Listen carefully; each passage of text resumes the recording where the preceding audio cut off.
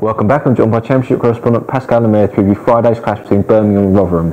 Pascal, start with the away side, teetering just above the relegation zone at the moment. Yes, poor form of late for Rotherham. They've lost 4 of their last 5 games. Last time out against Sheffield Wednesday, it was quite an incredible game before the international break.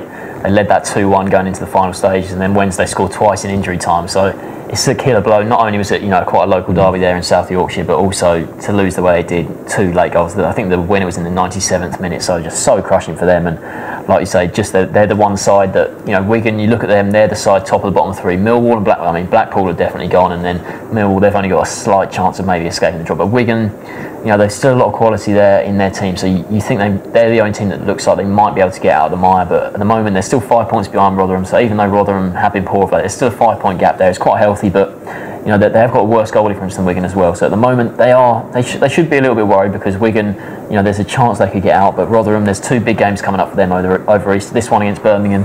Birmingham, one of the sides in mid-table, so they'll fancy the chance here, and then they face Brighton, who are sort of another bottom half side as well. So I think Rotherham, they've got, I'd say Steve Evans, he'll probably want 4 points out of these 2 games, and if they get those, then it certainly gives their chance of survival a huge boost. Birmingham not in the best form, 3 without a win now.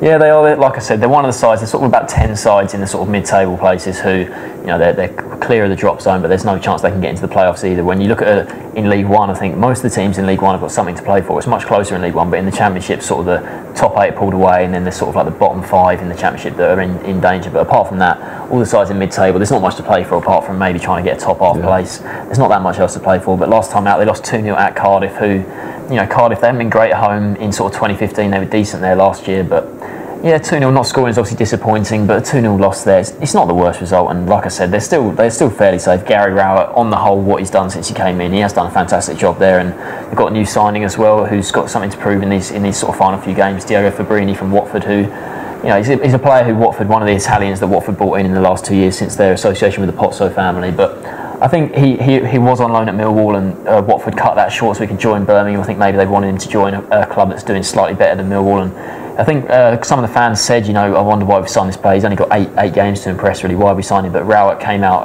on Tuesday and said, I think, he can understand why the fans are saying that, but he thinks that he's a quality player. He's quite a skillful sort of playmaker, and he sort of hinted that maybe he's the sort of player that if he does well, that Birmingham might be able to sign in the summer, because at the moment Watford have got so many good forward-thinking players that you'd be surprised if Fabrini stays there beyond the end of this season. So that's an exciting sign for them that they've got a new player in. That's something that the fans can look forward to, seeing how he plays, because apart from that, at the moment, there's not too much to get excited about with Birmingham.